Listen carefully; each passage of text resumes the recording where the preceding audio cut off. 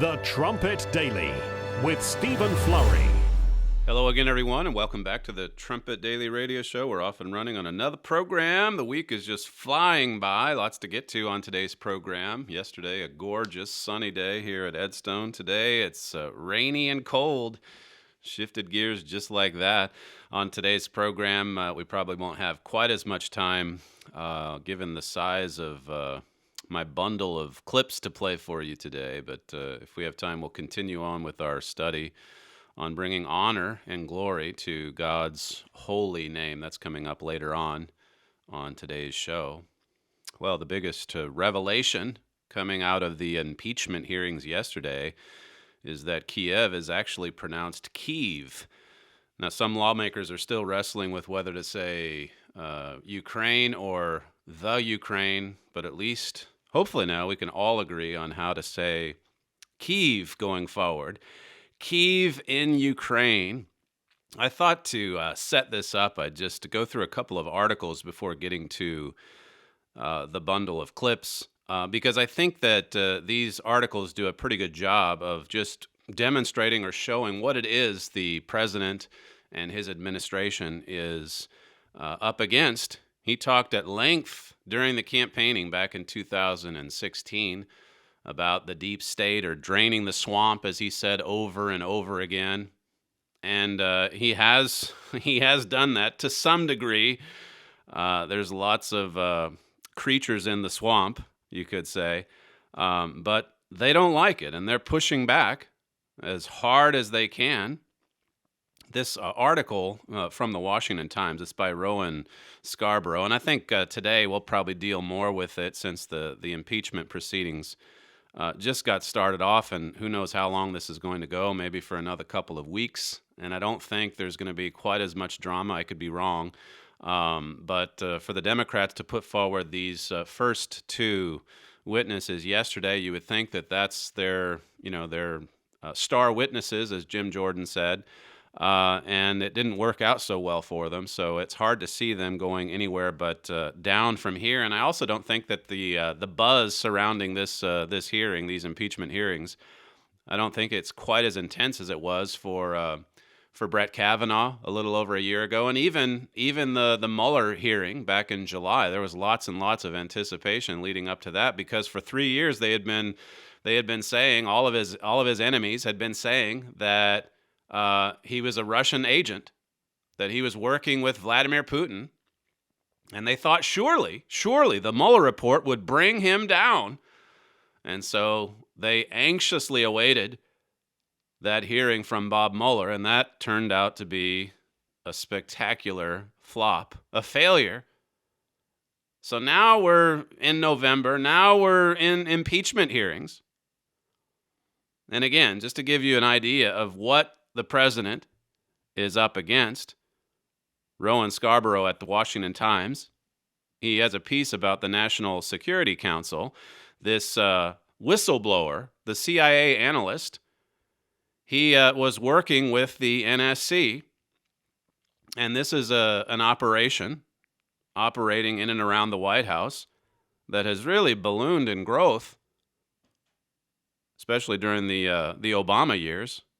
It says the whistleblower is a CIA analyst and Democrat who worked closely with Vice President Joe Biden, and we pointed this out before.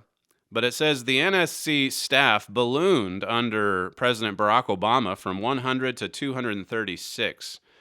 And Sam was telling me this morning that it might be more in the neighborhood of 300 as of right now. 300 people working for the National Security Council.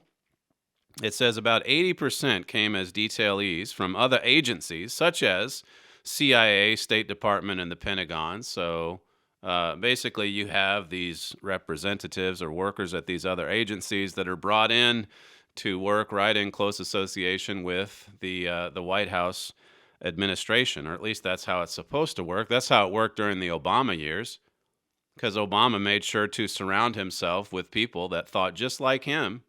Well, as President Trump has learned, there's quite a few people in that inner circle around the White House that don't think like him, and that are very much opposed to him, and that are blowing whistles right and left. or leaking information to the news media. It says Mr. Trump did pick a loyalist, retired Army Lieutenant General Michael Flynn, as his first national security advisor. And we know what happened to him. His enemy, the Obama people, they used this little-known law or statute, the 1799 law called the Logan Act. They used this to take down General Flynn. It was all part of an operation headed up by Peter Strzok. He was the one who interviewed him and supposedly caught him in the lie, even though the FBI initially said there was no lie there. So Flynn was out, and he was out early on. It says the post-Flynn National Security Advisor was retired Army Lieutenant General H.R. McMaster, a renowned military strategist and Iraq War commander, but not, here again, not a Trump loyalist. Flynn was, McMaster wasn't. It says another Trump critic on the NSC staff is Army Lieutenant Colonel Alexander Vindman. Vindman was one of the witnesses. We'll probably be hearing more from him in the next couple of weeks.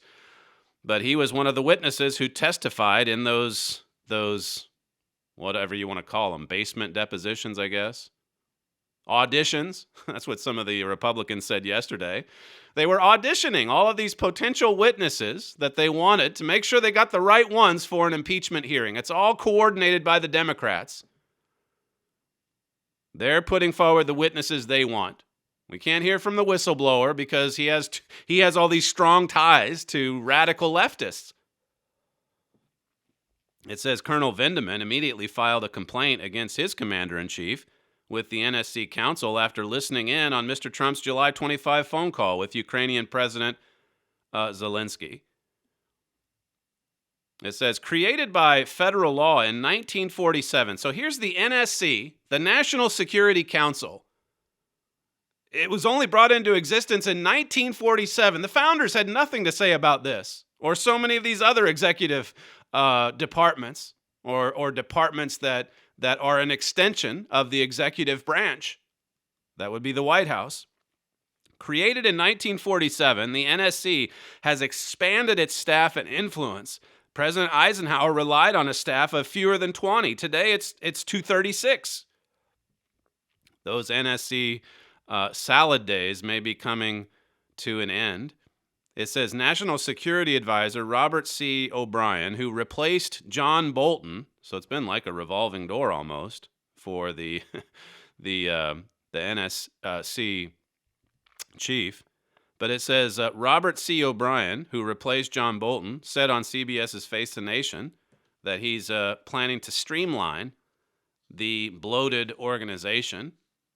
This was from November 10th, so just a few days ago. Here's what the National Security Advisor, Robert O'Brien, had to say about the NSC and what he was planning to do with it. Clip one. One of the things that I've talked about is that we're streamlining the National Security Council. It got bloated to like 236 people up from 100 in the Bush administration under President Obama. We're streamlining the National Security Council. There are people that are detailed from different departments and agencies. My understanding is that Colonel Vindman is detailed from the Department of Defense. So everyone who's detailed at the NSC, people are going to start going back to their own departments, and we'll bring in new folks, but we're going to get that number down to around 100 people. That's what it was under Condoleezza Rice. She came and met with me. I've met with a number of my successors. Right. We don't need to recreate the Department of Defense, the Department of State, the Department of Homeland Security over at the White House. We've got great diplomats and soldiers and folks that do that work for us in the departments. So here you had this small NSC, or what was supposed to be a small NSC. It just kept getting bigger and bigger and bigger, especially during the Obama years. And as he said there at the end, look, we don't need to recreate the Department of Defense or the Department of State. We already have those massive agencies. We don't need it right around the White House, so we're going to be streamlining it. We're going to trim it back down to about 100 people, which is what it was during the Bush administration. I think it's all part of draining the swamp. And as I say, the swamp creatures don't like it. They don't want to lose access. They want to continue on, like Anonymous, writing op-eds for the Wall Street Journal or the New York Times, or maybe an anonymous book. They want to blow whistles. They want to bring down this presidency. And they're actively working to do it. We played clips earlier this week from the former ambassador to the UN, Nikki Haley, who mentioned that two insiders, Tillerman and who's the other guy? Oh, it's two the chief of staff and the general chief of staff, and then Tillerman, who was the Secretary of State, and how that they went to Nikki Haley and wanted her to sort of help them prevent Donald Trump from going forward, or his administration, his agenda from going forward. This is Andy McCarthy at the National Review. He says it's Trump versus the policy community. Trump, John F. Kelly, that's his name. Kelly and Tillerman. And Haley just revealed that earlier this week. Trump versus the policy community, says Andy McCarthy. It's interesting to read the testimony of Vindman, along with such other foreign relations luminaries as this week's impeachment witnesses, Bill Taylor, George Kent, Yovanovitch. She's coming up, I think, later. It says at the same time that Nikki Haley's is out with the memoir. And then he talks about, her revelations about Kelly and Tillerson and so on. It says further on, the government's policy community has gotten so political, it has forgotten that its mission is to implement the president's policies, not undermine them. So all those agencies, they're an extension of the executive branch. The executive branch, it is Donald Trump. He's the executive branch. And as McCarthy brings out in this piece, the way you protest something that you don't like is by resigning, not by working to undermine the president's policies. He's the chief policy maker. Now, the framers, they didn't want a king like they had in England, but they certainly didn't want the presidency to just be, no power or authority at all. There were checks and balances for sure. That's why you have Congress. That's why you have the Supreme Court. But here are all these bureaucrats who think that it's their responsibility to keep this president in check. Unelected bureaucrats. McCarthy says, never forget, the coup is driven by policy differences. The coup. Remember the attorney for the whistleblower. As soon as Sally Yates was fired, he said the coup has started. That was in early 2017. He said it's going to lead to impeachment. And how many times have the Democrats and their allies in the media been talking about impeachment ever since Donald Trump came into office? They've been talking about it from the very beginning. And truthfully, I think some of the other complaints they had about, well, we should impeach him for this, they probably had more to go on with some of those other things than they do with this Ukraine nonsense. But this is what they've thrown all of their eggs into this basket.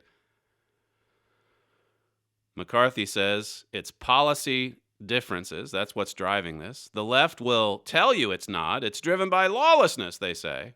But the left treats all disagreement with its policy differences as lawlessness. And when it can't pull that off, it slanders and it slanders the dissenters as outlaws. That's how the Supreme Court slot on the line. That's how, with the Supreme Court slot on the line, a widely admired jurist with a peerless record of mentoring his law clerks, mostly women, into high professional achievements, somehow becomes a serial rapist. They made this distinguished jurist a serial rapist. Brett Kavanaugh turned him into a rapist. That was just a little over a year ago. That was all brought out in congressional hearings. It says we don't have to agree with the president in order to agree that he is president. We can fight against his policies when they are wrong-headed, but we can't fight against his authority to make policy. That fight is what elections are for, not impeachments. Otherwise, American self-government, the accountability of the policymaker to the voters whose lives are affected, collapses. See, it all collapses if you start having people right there within the administration actively working to undermine and to resist against the president's authority to make policy. That's his job. That's why people vote him into office. He was voted in by 60-some million people. These other two witnesses that were on display, and I'm sure they've had a decent record of service in the government, but nobody voted them into office. Until yesterday, most of you probably had no idea who they were. Here's what Devin Nunes had to say. He had an opening statement sitting right next to Adam Schiff, which is always fascinating to watch because there's no love lost between these two. But here's what he said in one of his statements yesterday, clip 2. I'll conclude by noting the immense damage the politicized bureaucracy has done to Americans' faith in government. Though executive branch employees are charged with implementing the policies set by our president, who is elected and responsible to the American people, elements of the civil service have decided that they, not the president, are really in charge. That's what it boils down to. These executive branch employees, they work for the president.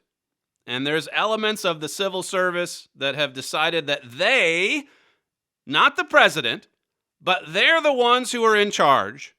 These diplomats, these bureaucrats in Ukraine, in this case, Eastern Europe, some of them don't like President Trump's policies. They don't like the new direction. It is obvious. I read the quote from my father's article yesterday. It is obvious that there's a new direction for the United States of America. And what was that figure I gave to you yesterday? Over 90%, I think higher than that contribute to Democrats, people in the deep state, bureaucrats, diplomats. Overwhelmingly, they align with Democrats. So there's quite a few of them that have had their feathers ruffled a bit with the new direction. They don't like it. You can see some of that even in yesterday's testimony. They don't like the fact that the president's lawyer, Rudy Giuliani, he's coming over to Ukraine and kicking up some dust and saying, hey, there's a lot of corruption here. You should take care of this.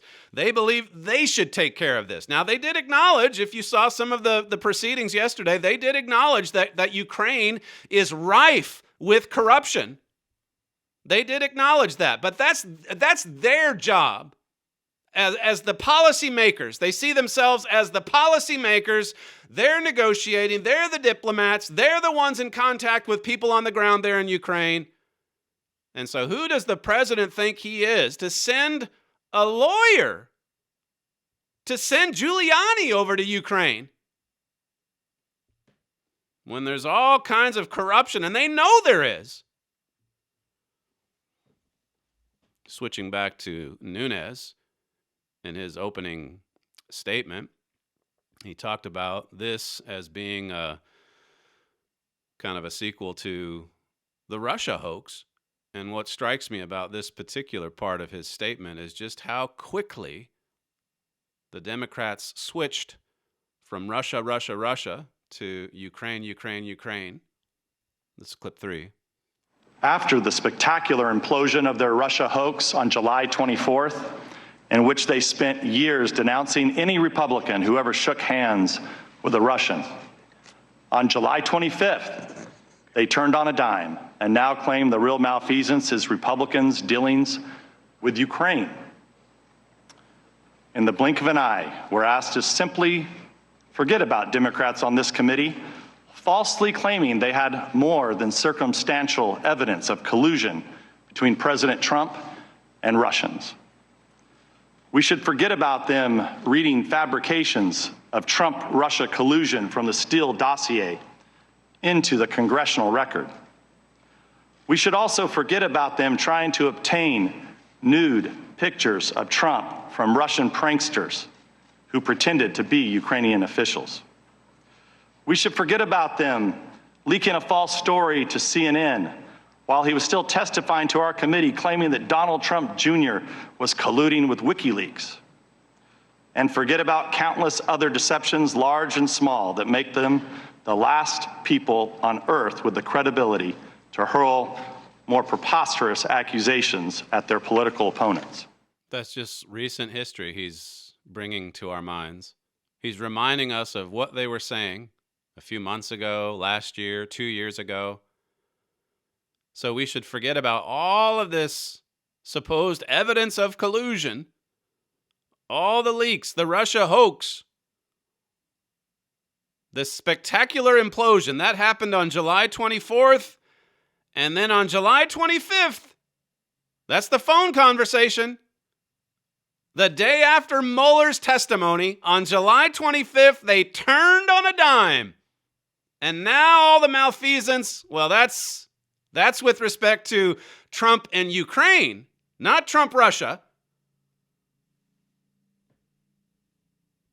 They're the last people, really, on earth that should come forward with these kinds of scurrilous charges because they have no credibility. That's what he's saying. He went on to say this, clip 4. Anyone familiar with the Democrats' scorched earth war against President Trump would not be surprised to see all the typical signs that this is a carefully orchestrated media smear campaign. For example, after vowing publicly that impeachment requires bipartisan support, Democrats are pushing impeachment forward without the backing of a single Republican. The witnesses deemed suitable for television by the Democrats were put through a closed-door audition process in a cult-like atmosphere in the basement of the Capitol, where Democrats conducted secret depositions, released a flood of misleading and one-sided leaks, and later selectively released transcripts in a highly staged manner. A cult-like atmosphere down in the basement of the Capitol as they auditioned all of these witnesses and then had very selective leaks. And the media, of course, would then take those leaks and run with it. So after the auditions, now they have the witnesses in place to bring down the President of the United States. And so yesterday you had Ambassador Taylor, and then you had George Kent as well. I forget their exact titles. I think Taylor is the acting ambassador, and I have Kent's title later on in my notes. But here's what Mr. Nunes finally had to say regarding these two witnesses, or he greeted them in this way. Clip 5. Ambassador Taylor and Mr. Kent, I'd like to welcome you here. I'd like to congratulate you for passing the Democrat Star Chamber auditions held for the last weeks in the basement of the Capitol. It seems you agreed, witting or unwittingly, to participate in a drama. But the main performance, the Russia hoax, has ended, and you've been cast in the low-rent Ukrainian sequel.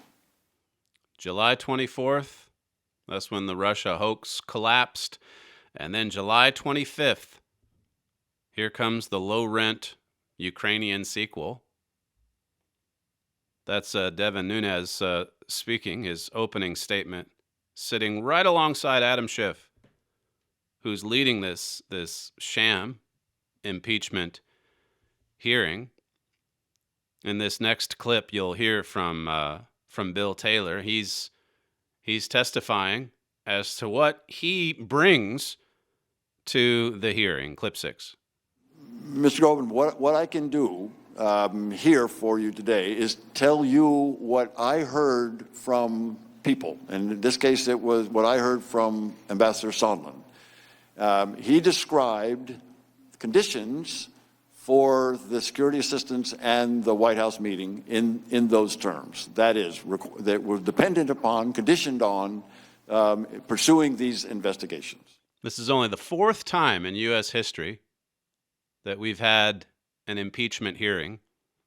One back in the 1800s, of course, Richard Nixon, and then Bill Clinton.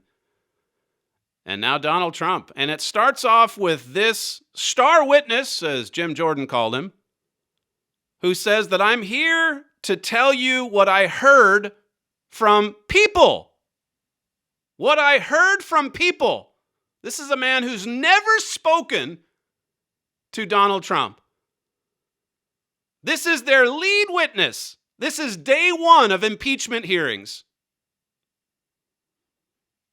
And he's there to tell, and of course the media really ran with his testimony because in addition to what he testified previously in the basement, he added that he heard about a conversation from Ambassador Sondland. It was on the phone. It was at a restaurant. The one on the other end of the phone then told him and others what Donald Trump had said. And so he's here now to testify that there actually was a condition put upon the money the United States would give to Ukraine. You have to first investigate Joe Biden and his son and Burisma. There's your quid pro quo. Jim Jordan, who had quite a few good things to say or ask yesterday, here's how he summed up this entire impeachment proceeding, clip 7. We're going to have more witnesses like we've had today that the Democrats will parade in here, and they're all going to say this. So-and-so said such and such to so-and-so, and therefore we got to impeach the president. Actually, we can get more specific. We covered this a little bit ago. They'll say something like Ambassador Sondland said in his deposition, where he said, Ambassador Taylor recalls that Mr. Morrison told Ambassador Taylor that I told Mr. Morrison that I conveyed this message to Mr. Yarmouk on September 1st, 2019 in connection with Vice President Pence's visit to Warsaw and a meeting with President Zelensky. And if you can follow that, that's the Democrats' plan and why they want to impeach the president. That's what we're going to hear over the next couple weeks. That's what we're going to hear. So-and-so said such and such. I'm here to tell you what I heard from people.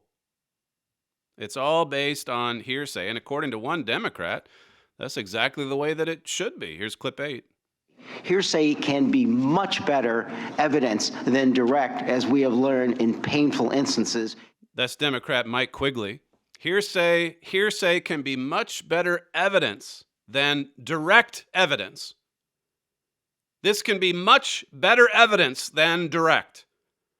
They are so obsessed with impeaching this president that they're willing to actually suggest that hearsay is better than direct evidence. That's really the way they tried to bring down Kavanaugh just last year. They brought forward all of these so-called witnesses who had a lot of hearsay. And you had all the Democrats. Remember Hirono saying, he should be believed. He should be believed. Or these women, I should say. They should be believed. Their charges about Kavanaugh. Just because they say it. If they come forward and say that it happened in a party 30 years ago, you should believe them.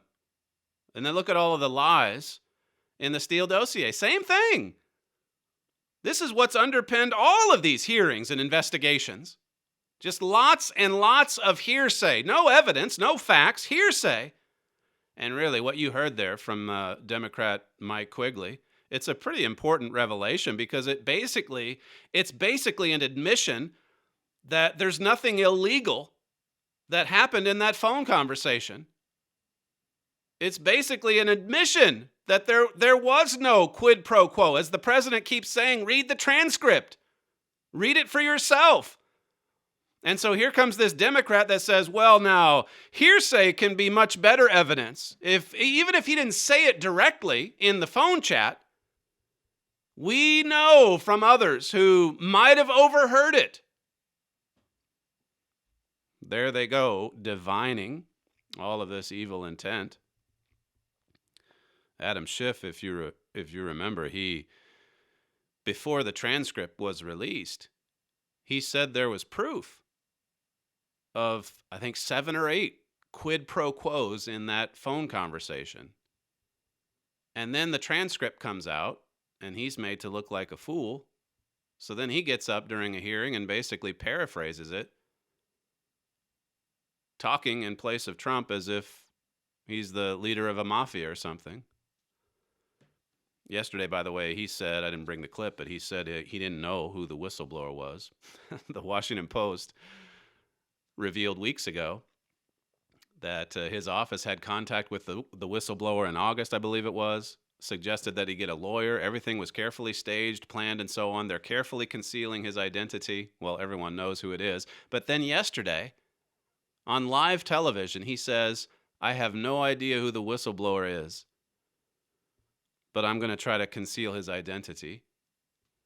Well, how's he even going to do that if he doesn't know who it is? It's back and forth and back and forth. You see, Donald Trump was never supposed to release the transcript. That's what exposed this nefarious plot. They weren't expecting him to release the transcript. And so they've been caught. And yet they have to go with it. July 24th, a spectacular failure. The Russia hoax fully exposed. And July 25th, they turn on a dime. My father had an article in August. Can President Trump get control of his own divided government? This is the article where he talked about the William Barr memo and how that God really exposed these evil designs.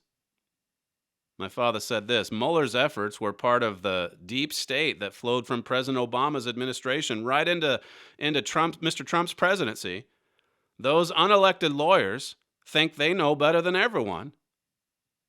My father says, I think God set them a trap and then shredded the case for obstruction that Mueller was trying to prove. That's part of God temporarily saving America by the hand of Jeroboam. It's all part of God temporarily saving America. My father said in that piece how that President Trump's probably going to get more control of his government, even though every step of the way they fight him. Here's a Democrat congressman yesterday saying, hearsay's better than direct evidence. When have you ever heard? This is a smart man. I don't know if he's a lawyer or not, but he's on the congressional committee maintaining that it's better to have hearsay than it is direct evidence. Jim Jordan brought it back to some direct evidence. Clip 9. We got 6 people having 4 conversations in one sentence, and you just told me this is where you got your clear understanding. Which, I mean, even though you had 3 opportunities with President Zelensky for him to tell you, you know what? We're going to do these investigations to get the aid. Didn't tell you 3 different times. Never makes an announcement, never tweets about it, never does a CNN interview.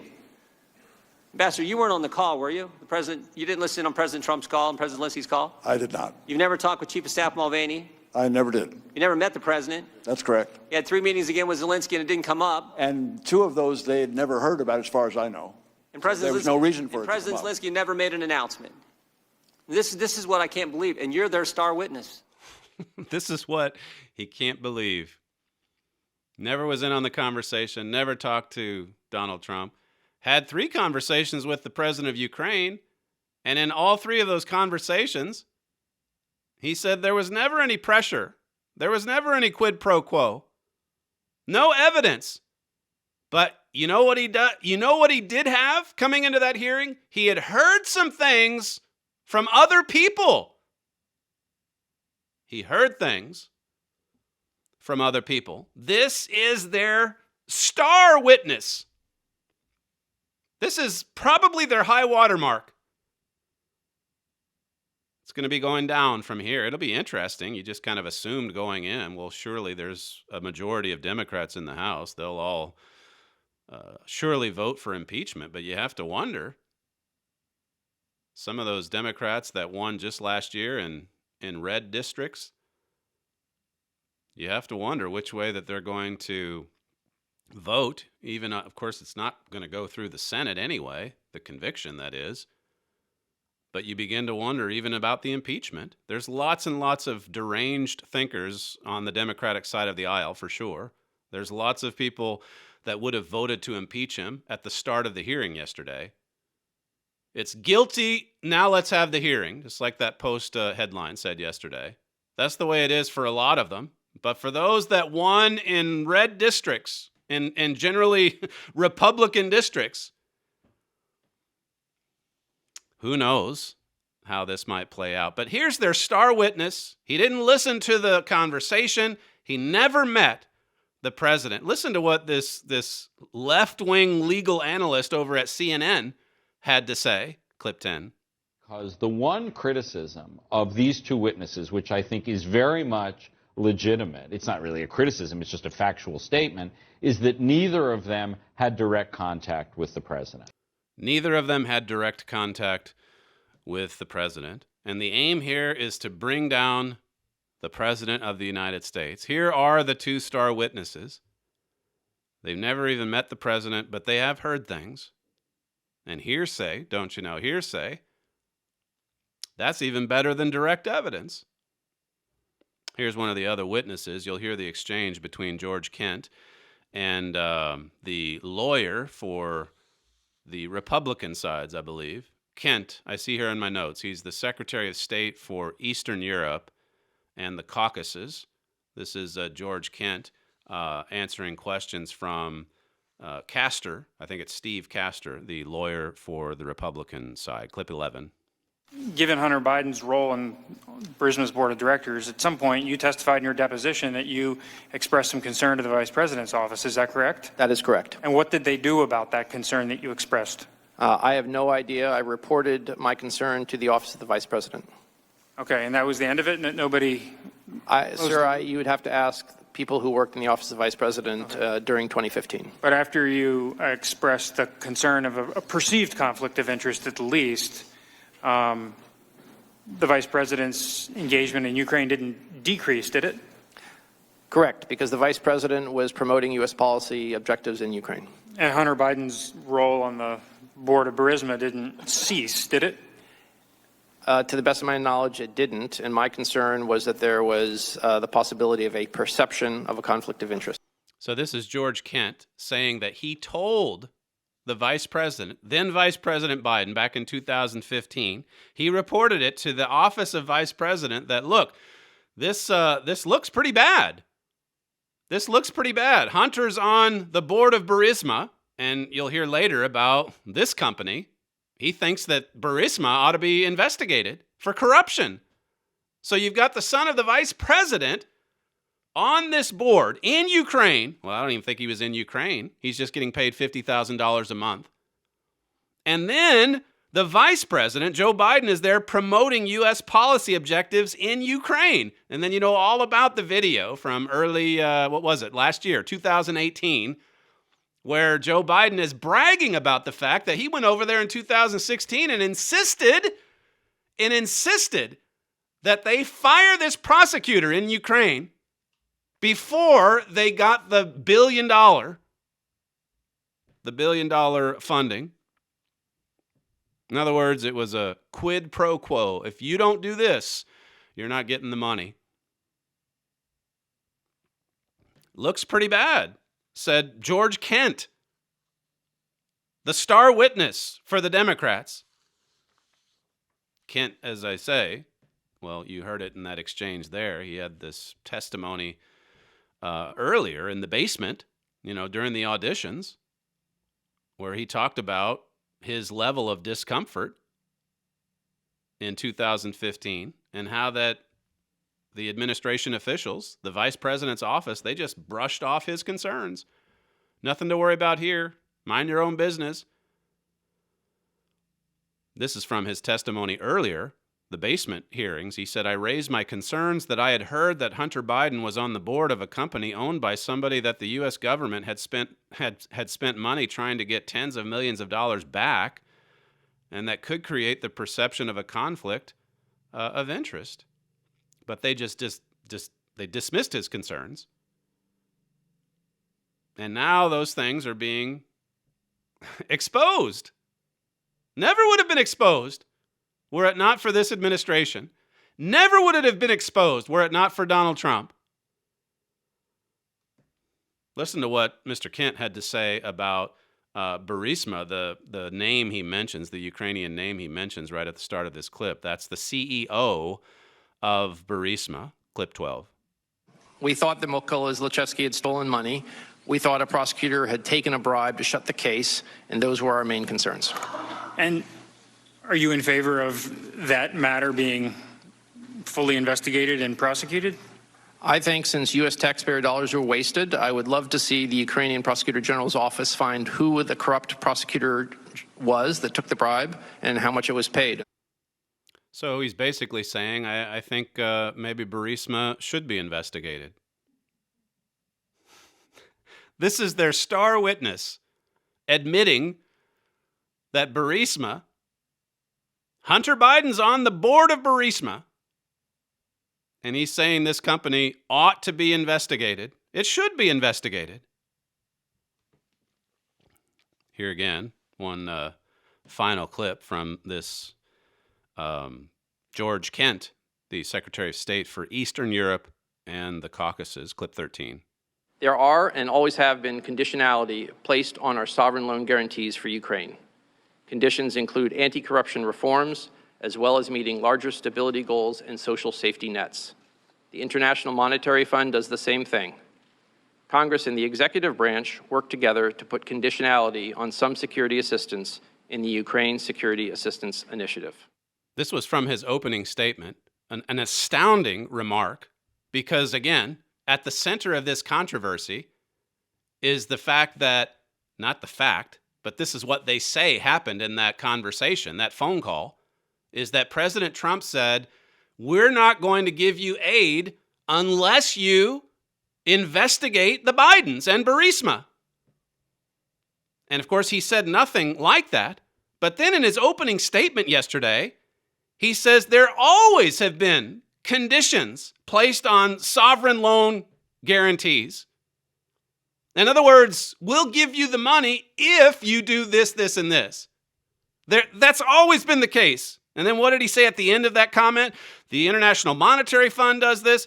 And then in the United States, it's Congress and the executive branch. They work together to put conditionality on some security assistance in the Ukraine, he said. So as long as it's the interagency, as long as it's everybody, all the policymakers, everybody has a say, but it certainly can't be President Trump.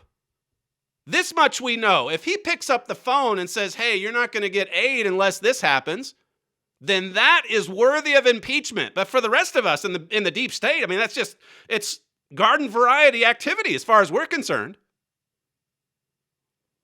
Standard procedure. There are and always have been conditions placed on our sovereign loan guarantees on Ukraine. And all the more so with Ukraine because it's one of the most, historically, it's one of the most corrupt nations in the world. Jim Jordan brought this out when he was questioning these two witnesses, clip 14. 55 days between July 18th and September 11th that there was a delay on sending hard-earned tax dollars of the American people to Ukraine. We're not talking any country, we're talking Ukraine. Ernst & Young said one of the three most corrupt countries on the planet. Our witness on Friday, she testified in her deposition. Corruption is not just prevalent in Ukraine, it's the system. So our president said, time out. Time out. Let's check out this new guy. Let's see if Zelensky's the real deal. This new guy who got elected in April, whose party took power in July. Let's see if he's legitimate. Now, keep in mind, as has already been discussed, in 2018, President Trump had already done more for Ukraine than Obama did. That's right. President Trump, who doesn't like foreign aid, who wanted European countries to do more, who knew how corrupt Ukraine was, did more than Obama because he gave him javelins, tank-busting javelins to fight the Russians. Our witnesses have said this, others have said this. Obama gave him blankets, Trump gave him missiles. But when it came time to check out this new guy, President Trump said, let's just see if he's legit. So for 55 days, we checked him out. President Zelensky had 5 interactions with senior U.S. officials in that time frame. One was, of course, the phone call, the July 25th phone call between President Trump and President Zelensky. And there were 4 other face-to-face meetings with other senior U.S. officials. And guess what? Not one of those interactions, not one, were security assistance dollars linked to investigating Burisma or Biden. 5 interactions, with top U.S. officials, including President Trump himself on July 25th, and not one time was there any linkage between the aid we'll give you and investigating the Bidens. Not one time. Just the suggestion in the phone call that, hey, you should look into the corruption, but not in any way linked to the foreign aid that Ukraine secures from the United States.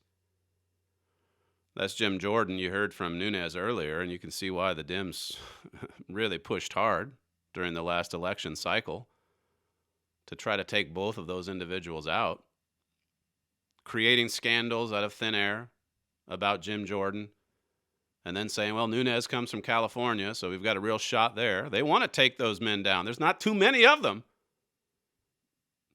that are standing up to this corruption.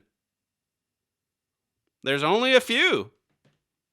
And they're doing a fairly good job. Like my father has said about the president himself, it's something to behold to see the way that he pushes back. Well, getting back to this linkage, Jim Jordan kept dwelling on that with the acting U.S. ambassador to Ukraine, Mr. Taylor. Here's clip 15. So 3 face-to-face meetings, it doesn't come up, no linkage whatsoever. President Zelensky doesn't announce it before the aid is released on the 11th. And yet you said you have a clear understanding that those two things were going to happen. The money was going to get released, but not until there was an investigation, and that, in fact, didn't happen. So what I'm wondering is, where did you get this clear understanding? As I testified, Mr. Jordan, this came from Ambassador Sondland. He didn't get the clear understanding from President Zelensky. Every time he talked to him, President Zelensky said, hey, it was a perfect conversation. It was a perfect phone call, which is basically what Donald Trump's been saying all the time. No pressure, no linkage, no quid pro quo, nothing. So where did you get this clear understanding? This is a witness who has a clear understanding that there was, in fact, linkage.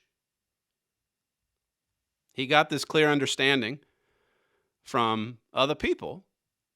He heard conversations, not from the U.S. president, not from the Ukrainian president, but from other people, Ambassador Sondland in this case. Well, John Ratcliffe, for his part, another lawyer on the Republican side, talked about the many times that the Ukrainian president stood in front of microphones at press conferences insisting that, look, President Trump's never applied any pressure on me. And we should add that there's no investigation going on into the Bidens, even though Mr. Kent said that there should be, at least with respect to Burisma.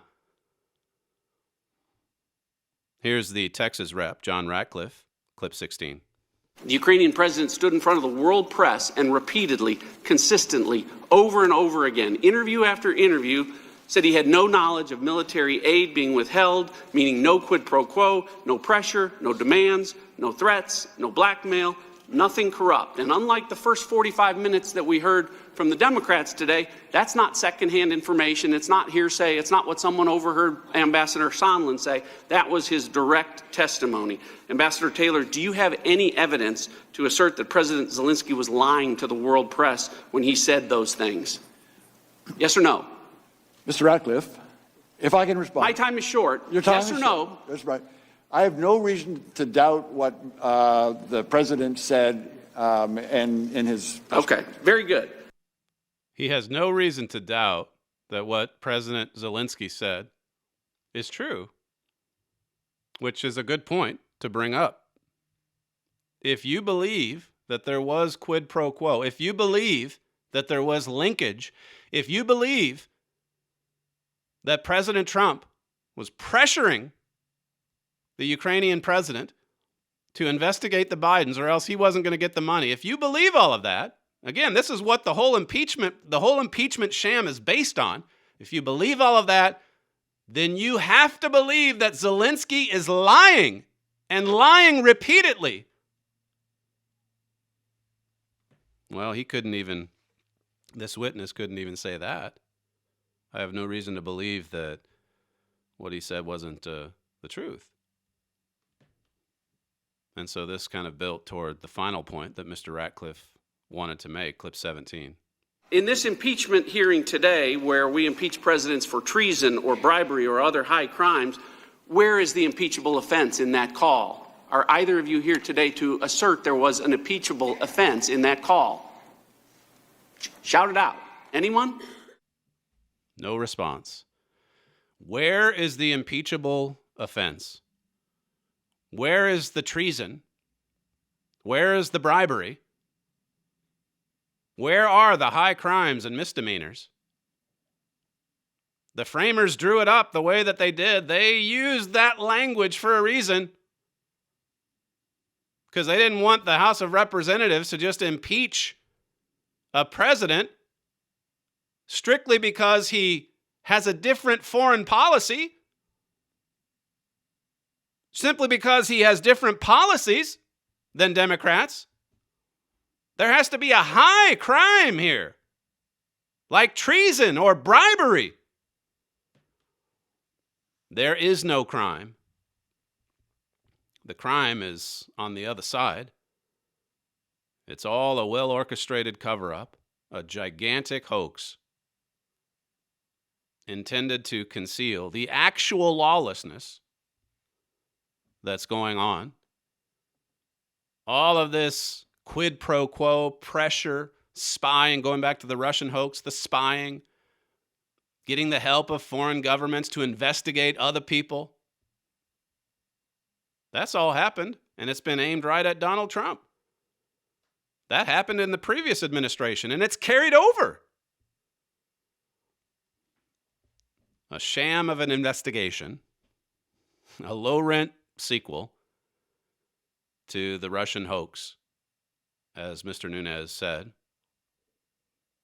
The president put out a short video yesterday in response to all of this, and here's what he said, clip 18.